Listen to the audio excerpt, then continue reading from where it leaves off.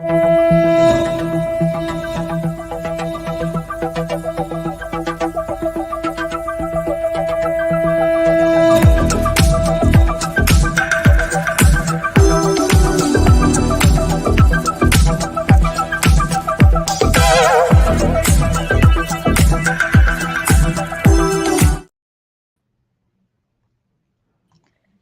was all close. I was checking out. Welcome to Is Your Way in Your Way podcast. I am your host, Cassandra Crawley Mayo.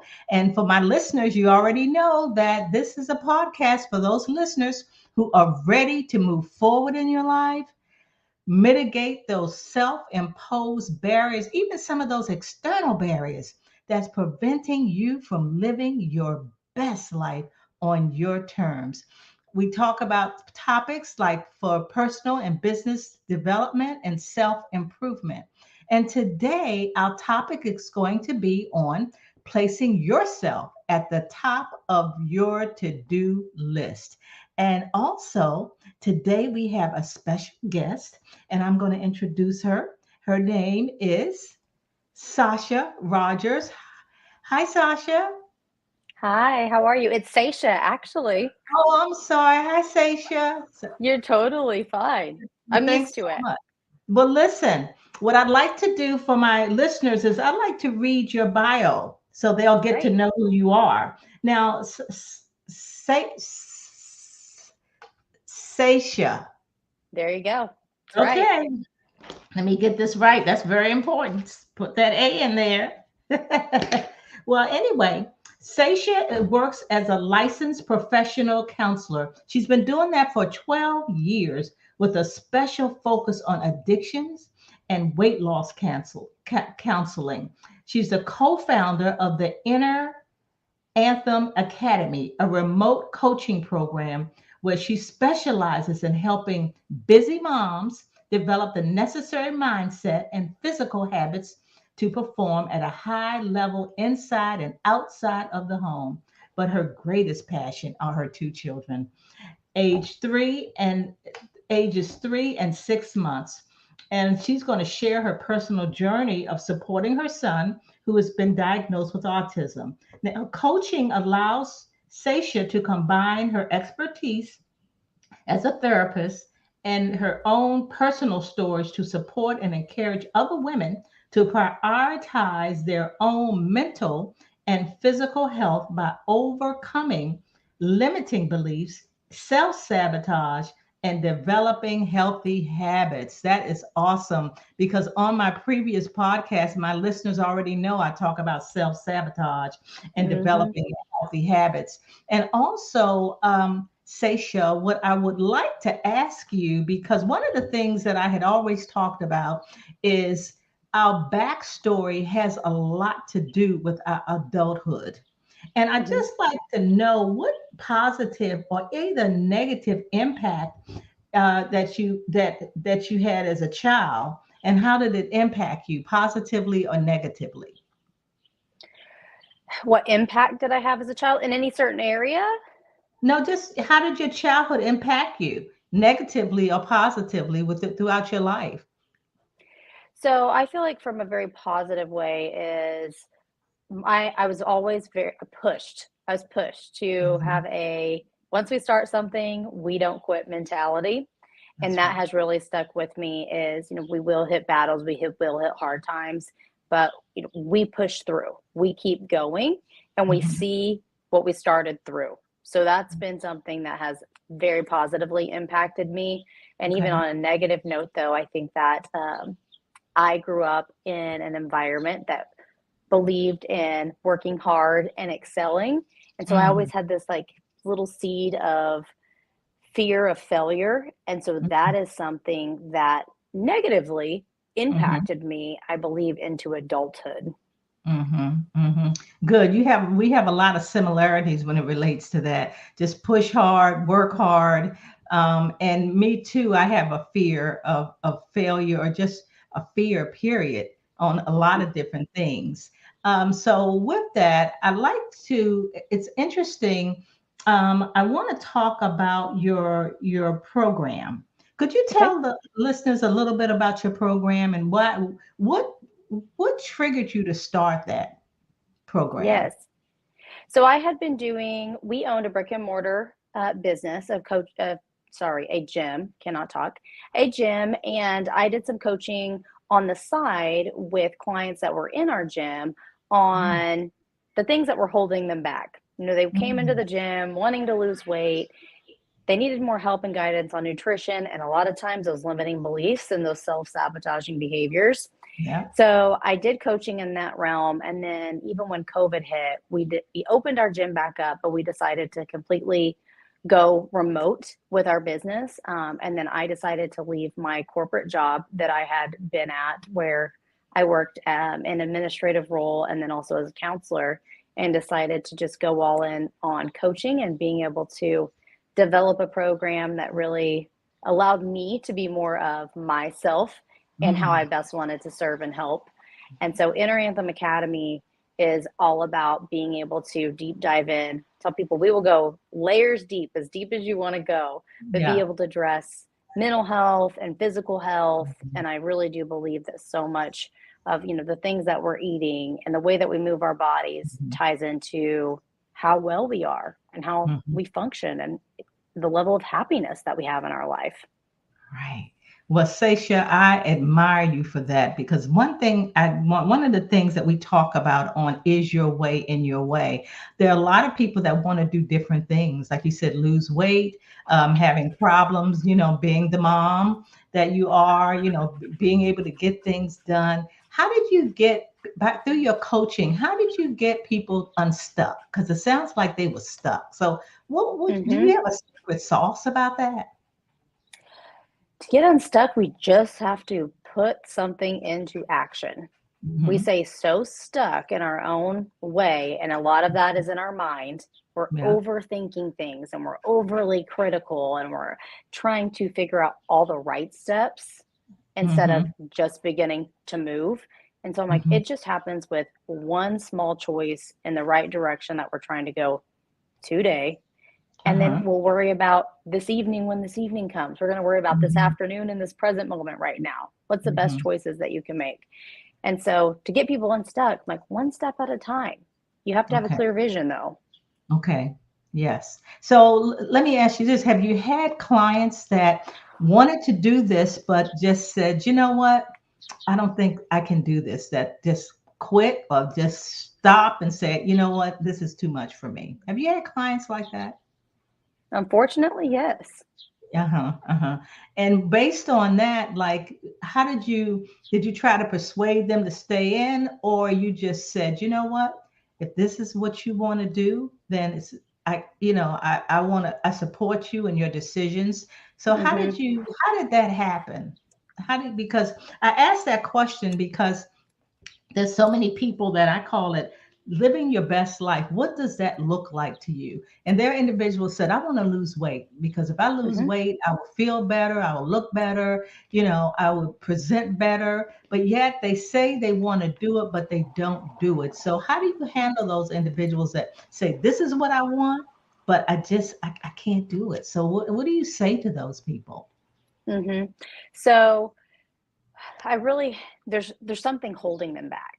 And a lot Mm-hmm. of times it's this story and this narrative that you have playing in your own mind of the reasons why you can't do something. Because Mm-hmm. I think any of us are capable of doing anything that we want to do. I And agree. especially when it comes to weight loss. Like Yes. any of us can lose the weight or become healthier, and that looks different for each person. But that story that you're telling yourself is what's holding you back. And so Mm-hmm. is it a story of you don't have enough time, you don't have the resources, you don't have the support? Mm-hmm. And my job as a coach and as the number one support system, like I tell them, I'm here to be on your team. I'm Yeah. that person for you to lean on and to support you. And then also to lovingly push you sometimes out of your comfort zone Yeah. because we Okay. need that push. Hmm. And so being able to, I say, call it from a place of love, Yeah. call you out on your BS. Yes. And Yes. as a Yes. coach, that's what it allows me to do. It's like, I feel like as a counselor and as a human being, I'm very empathetic. Uh, but as a coach, I'm like, I get to push you a little bit harder. Yeah, yeah, yeah. I asked that question because in my business, I do one-on-one mentoring, and people are Mhm. so gung-ho in the beginning. This is what they want to Mhm. do. They're so excited, and then all of a sudden they dwindle down. Like, I'm not excited anymore. So I just wanted my listeners to know that it's not just them. It's an array of individuals that make a decision that I Yes. can't do this. But what you're saying is, yes, you can. You could do whatever you'd like to do, because who you are is all inside of you. So you have what it takes to make that happen. Mhm. Now, yeah. So I want to pivot a little bit and go to your corporate job. I want to go to Okay. your corporate job because there's so many people that's like, I like to change jobs, but I'm comfortable with the money. So what did it take for you? Because I've been in that position. I knew then that there were times where I think I've had enough. I've been in corporate as well, and I'm like, well, I'm so comfortable here, but I'm afraid. That's where my fear came in. I'm afraid Mhm. to leave. And so, what was it? Oh, like you said, in growing up, that was you pushed, that was embedded in you. So what helped you or supported you in your move from corporate to your business? I was scared to death. Like, so Mhm. even from the way I grew up was there was a lot of emphasis and a lot of importance put on your career. And then I Mhm. also grew up in a household that wasn't entrepreneurial, if you will, where Mhm. people had normal 9 to 5 jobs and benefits and insurance, all these good things Yeah. that Mhm. come along with some of those corporate jobs. And being able to take a step back, and I'm like, this is just not my path anymore. And Mhm. I believe that it really, when I had it's the craziest of things, but when I had my son, I Mhm. was on the road a lot. I traveled 3, 4 days a week, and I was being pushed to go right back on the road. And I wasn't even out off of maternity leave yet. Sorry, I cannot talk. Mhm. And I was like, this is not something that fits where I'm at right now anymore. And in the scariest of moments, when I'm like, I needed all the security of the money and the insurance and all the things that came along with my Yeah. corporate job. And I decided to leave. And it was like, Okay. something greater needs my attention right now. And I was so lucky that my partner had been pushing me to start my home program for Okay. years. And so he Okay. was like, do it. Just leave. Like, this is the time. Like, you're supposed to do something different. And I made the So, all leap. right. So you made that decision. That's what it's I sure about. You did. just have to make that decision to do this, and Hmm. that's what you did. Wow, that's something else. Um, Let me. I want to talk about, because it's interesting to me. We have a lot of moms out there, and I like our topic today: placing yourself at the top of your to-do list. And as women, particularly, we take care of everybody else and forget about ourselves. We start feeling guilty if we don't do this, if we're not here for our children. How do you manage that? The guilt, their kids, because a lot of people live for their children. I've Hmm. heard women say, I'm here because of my kids. And I always say, well, wow, when they grow up and be on their own, then what are you going to do? They kind of lose themselves, Hmm. and they become empty nesters. So I just wanted to know, how do you do that? You have a 3-year-old daughter, Yes. A a 3-year-old son. 3-year-old son. Yes. Right. Okay. And the son is the one with the autism, Correct. Yes. correct? And how old is your daughter? Three, She just turned 7 months old yesterday. 7 months old. I apologize. I'm getting them mixed up. I knew she was the younger one, and your Yes, son you're was the fine. old. Yeah, and the son was the older one. But um, based on that, how do you put yourself on your to-do list first? And you Hmm. have you're the mom, and that's a job itself. You have a business. How do you do that, Sasha? I realize that I am not my best for my kids unless I'm taking care of myself. Hmm. And I've been there where I was completely committed to taking care of even Zaman and becoming a first time mom. And Hmm. I was neglecting my own self. I changed my routine. Everything revolved around him and his Hmm. schedule. And we do have busy schedules now, busier than ever. But Hmm. I realized even when I was going through that first time motherhood and instead of having a child that was different, that I was feeling very overwhelmed and even just like a sense of loss. Like, what happened to my life? Like, what happened to taking care of myself? And then Yeah. I realized, like, I am not being my best version of myself for him if Yeah. I'm neglecting my own mental, emotional, physical needs. And so, even this second time around, having a baby, it was like, there was no downtime. Like, this was, we're getting right back into schedule. People thought I was crazy. I was on a podcast like 3 days after I had her because it was already scheduled. And they're like, what in the world? What is going on? Why are you Hmm. here? And I was like, I need to do this for me. Like, this is a time out for me to just be able to connect with other women and to feed into myself. And so Hmm. that's what it's about. It's like I have to put myself at the top of the list in order to be the best version for my family. So, what are some of the things that you do for yourself that you put in the top of your list? What do you do? So, one thing that's extremely important for me is to be able to wake up before I have to deal with them. And Mm. so, I know that Okay. probably sounds deal with Yeah. your children. I'm like, yeah, I need some time to myself first. Cause I Yeah. mean, from the moment those sweet little eyes open, it is go time. That's right. And I need to be able to feed into myself first through some personal development, some quiet time, enjoying a cup of coffee in the quiet, being Hmm. able to just have no one else need me or cling to my body yet. Yeah. And Okay. so I start off my day that way. I build into my schedule, and it looks a little bit different every day depending on my coaching sessions and podcasts, what I have going on, is to have a time, whether it's 30 minutes to an hour, to be able to work out. I don't care if I'm going walking, if I'm going to the gym, but I work out consistently every day because it's Every time for day. myself. hmm Okay. And then Every my other time is in the evening. Okay. Wow. That sounds great. What'd you say? Every day, Yes, 7 days a week. that's right. So it's become a habit. It is very much a habit. It's part of Okay. my lifestyle. That's right. And that's what you do. And that's a hmm beautiful thing. Wow. Okay. Now, Sasha, um, one of the things that, I talk about with my listeners is, you are this podcasts are for individuals who are ready to move forward in their lives.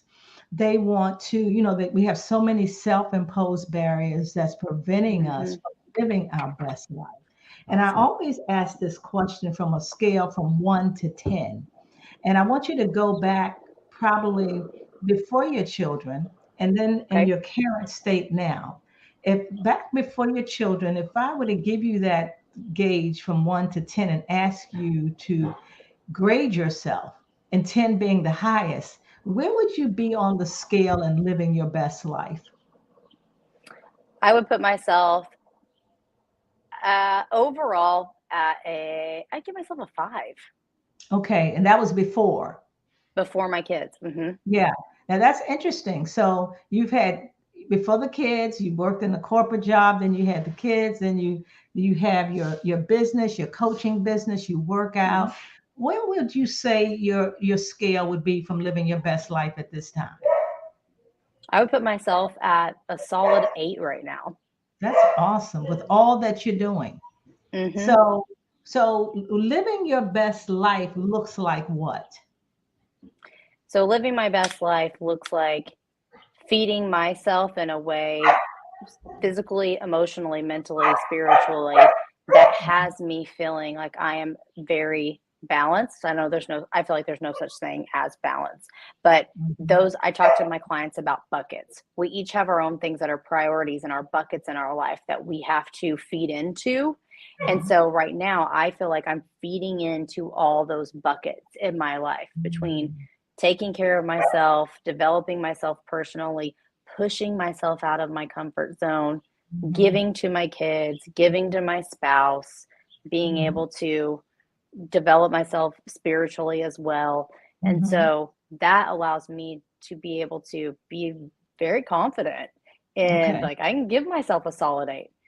I, that's as a good. therapist, I'm never going to give myself a 10. I feel like there's Right. always room for improvement, Oh, right? well, that's right. That's right. Well, I think that's great that you moved from a 5 to an 8 because obviously you realized you had to do something different. Oh, And yes. yeah, and because of your drive and because of your childhood and the positive side, you had to you had to keep it moving. And whatever you did, you wanted to do it in excellence. So let me ask you this: what do you do for fun? For fun, I love to be doing just different adventures, to be outside, to play. And I think Mhm. that's something that just so many of us forget to do is to play as adults.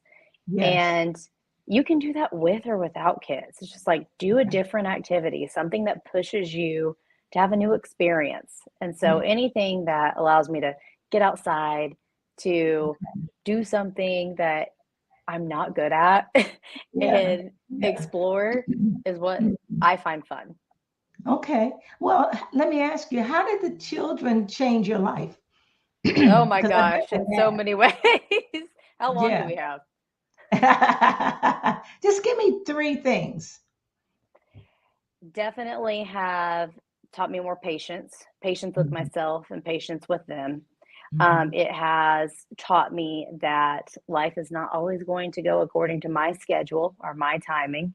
Mhm. And my life has changed in that I just have to be willing to, it's so crazy. I have to be willing to be extremely structured and planned Yeah. out, Yeah. but at the same time, be okay with things not always going according to my plan.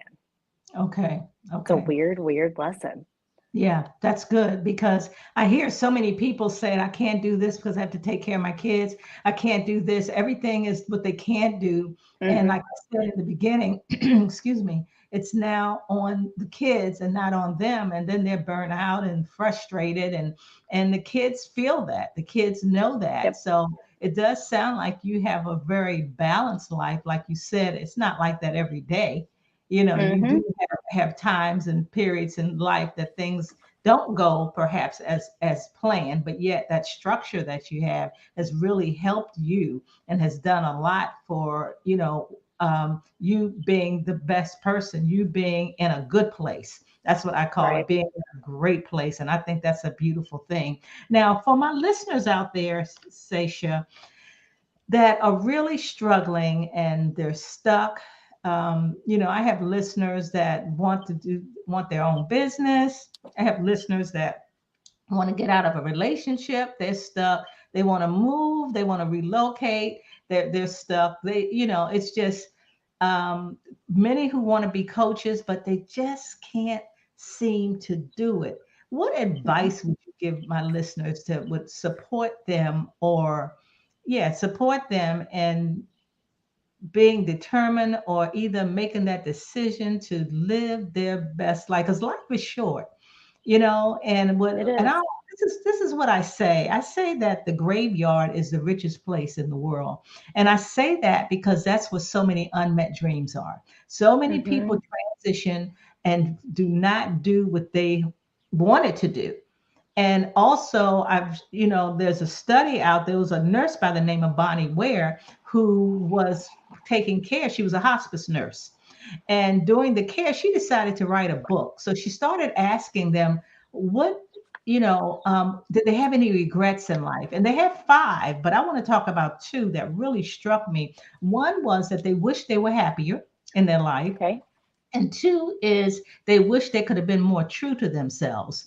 Now, when I heard that, it bothered me. And it's a good thing it bothered me because that prompted me to write this book. Like, why can't we live our best life? Why Hmm. why can't we move forward? So that's why I just like you to give some little advice to some people that will help them to say, you know what, I can do this. If Sasha did this and she has two Yes. children, yeah. So tell the listeners.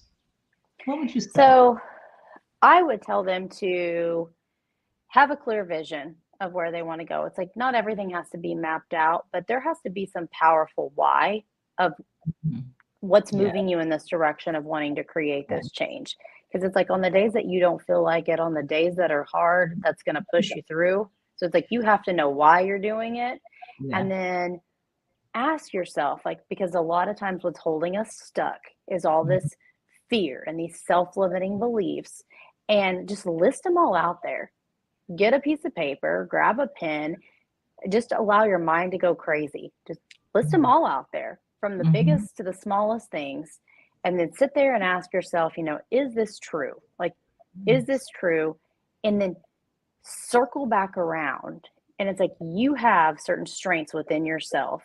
So Mhm. like one of my strengths was, okay, whatever I'm going to start, I'm going to see through and I'm going to give it my best effort. Right. So even though I had this deep-seated fear of failure, I was like, Mhm. okay, this is my strength. I know that if I commit to this, like I'm going to see this through and there is no other options. And so Mhm. circle back around, like you have these things within you. Those are your strengths and they're going to see you through the hard times. Yes. Yes, exactly. Great advice. Where can my listeners find you? Like what is your DM or your Facebook, any social media platforms you'd like to Yeah. share? For sure. So on Instagram, it's Sasha, Sasha underscore fit counselor. You can find me, find me on Facebook. It's Sasha Mhm. Rogers. And then on YouTube, I am Sasha Rogers underscore LPC. And I just share a lot of things on there, even with like going through things with my son and being an special needs mom and his autism Yeah. journey. So Yeah. I just love to connect with other women that are looking to improve their lives, just like you. Yeah, absolutely. Well, I just want to thank you. You were a super guest today, and I've learned so much about put myself at at the top of my to-do list. I do that, but sometimes I forget. Hmm. And I can tell when I forget. So now I will definitely, because it's on the front of my mind, that I will remember that to take care of myself. Although I do my little exercises during the day. I have a dog. I walk the dog. I eat healthy. I do all of those things. But sometimes Yeah. I have other stuff to do. I'm like, I'll do that later. But what I find out, if I don't take care of me, then it won't get done.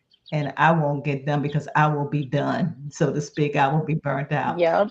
Thanks so much. And bye for now. And